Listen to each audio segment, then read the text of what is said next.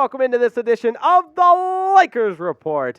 Happy to have you along. And we got a lot to talk about it, so let's not waste any time.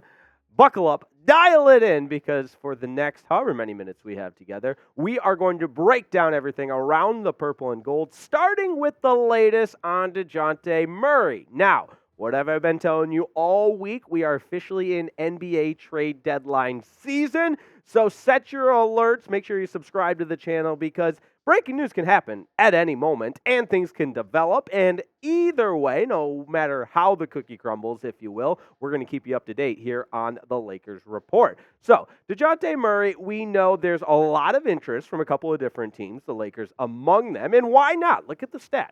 21 points per game. He's a really, I wouldn't say prolific scorer. Of course, I'm not going to get carried away, but a guy that adds value from that position and a position of need for the Los Angeles Lakers. Now, nearly 5 assists per game. The same can be said with the rebounding per game. And again, the efficiency numbers are there.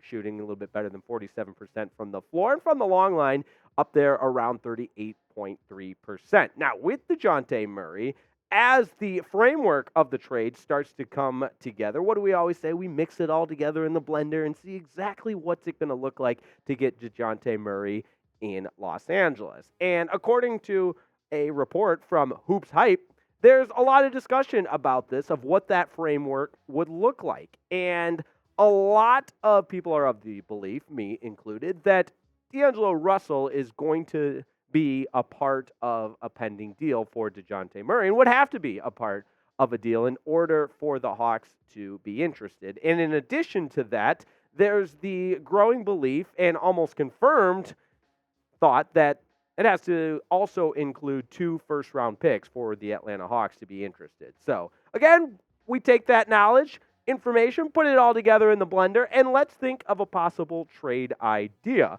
and what that would look like to bring Dejounte Murray to Los Angeles. Obviously, the goal being Murray in LA, and for Atlanta, you take D'Angelo Russell, Rui Hachimura, and 2 first-round picks. Now, that's a lot to give away, but you think of the trade-off, it could help the purple and gold put together that run that everybody in Los Angeles is hoping Darvin Ham and company can put together. And based on the way the season's gone, it's been a little bit of a roller coaster, starting to play a little bit better basketball now. And so when you try this trade idea on for size, I got to hear from you, Laker Nation. Let me know, would you in fact trade 2 first-round picks for Dejounte Murray? Obviously, you're mortgaging a whole hell of a lot in the future to bring Murray to LA, but the trade-off might in fact be worth it. Is this a win-9 team? Are they buyers at the trade deadline? I think that has been declared by this front office. Now it's a matter of whether or not you're willing to go all in and risk the future of giving up 2 first-round picks in return for Murray. So let me know down in the comments. It's real simple. Type Y for yes or N for no. And if you want bonus points, let me know why you think what you do. Now, I want to give a huge shout out to today's presenting sponsor, America's #1 meal delivery. And by now you know that's Factor. And Factor, let me tell you, is checking all the boxes in the new year. Boxes like convenience, delicious food, say goodbye to dishes,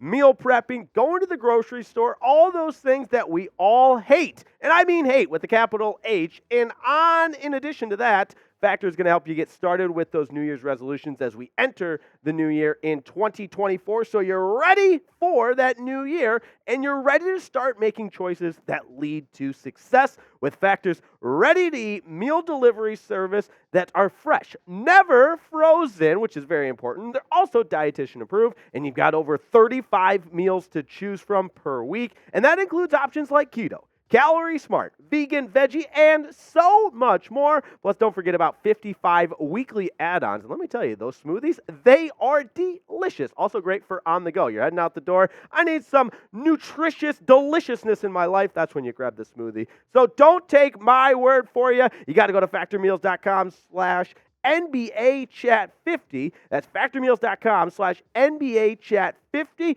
It's right there on the screen, but I'll do you one better because we love you and we care about you. We'll put that link right in the comments and description of today's video. So you got no excuse. Factormeals.com/NBA Chat 50. Use that code NBA Chat 50 because we're giving you 50% off because we love you and we care about you. That's factormeals.com/NBA Chat 50.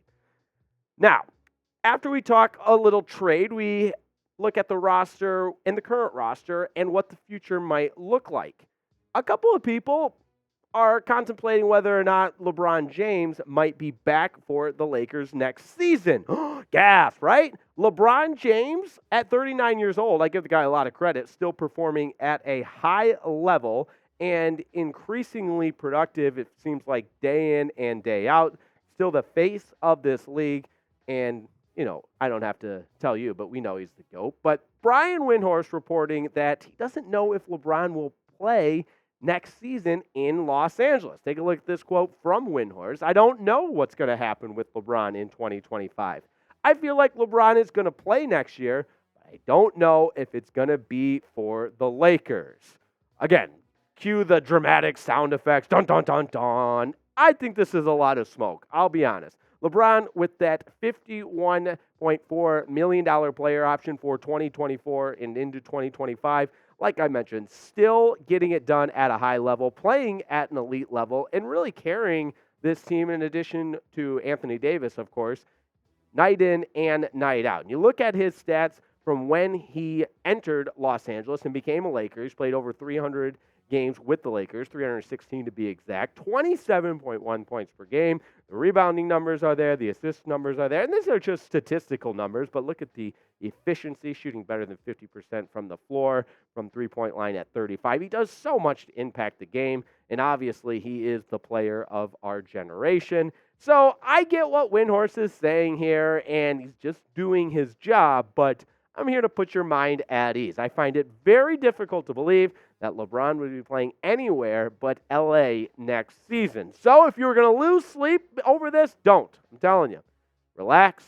LeBron is a Laker, and I really see him finishing his career with the Lakers as well. But let me know what you think. Is this LeBron's final year with the Lakers? It's real simple. Type 1 for yes or 0 for no.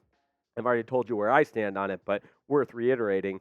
I'm typing 1 if I'm you. LeBron, I believe, will stay in Los Angeles.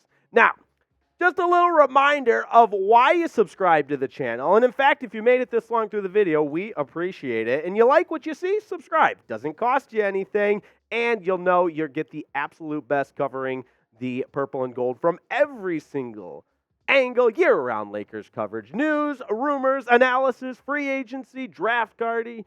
And, oh yeah, don't forget, this is, in fact, NBA trade deadline season. We're keeping you up to date on that as well. We just had our brand new year meetings with the bosses, and I said, Reetma, that Lakers channel, we know the Lakers are the realest of the real, but can you get some more subscribers? Otherwise, we might have to go private and only let the subscribers see our content. We don't want to do that, so make sure you subscribe to the channel.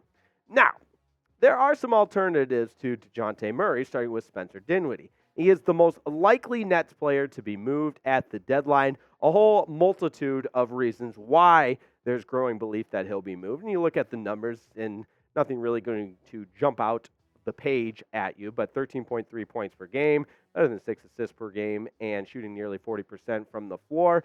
And Dinwiddie's been a journeyman in the NBA. Make no mistake about it.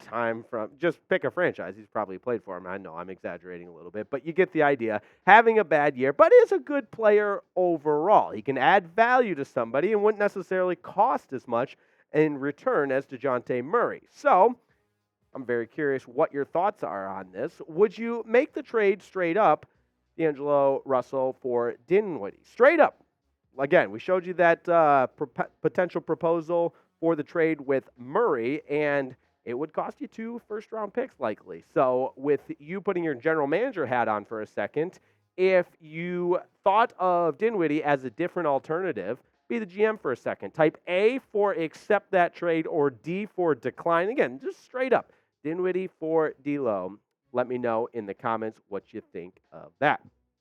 Want to thank everybody for tuning into this edition of the Lakers Report. And of course, shout out to Jeffrey Cooperstein on the ones and twos, helping us bring you all the Lakers action. Make sure you subscribe to the channel because if you like what we saw, we do this every single day. We're bringing you Lakers content. That is why you subscribe. Let's make this Lakers Report grow, grow, grow, and grow. And until next time, have a wonderful day on the Lakers Report.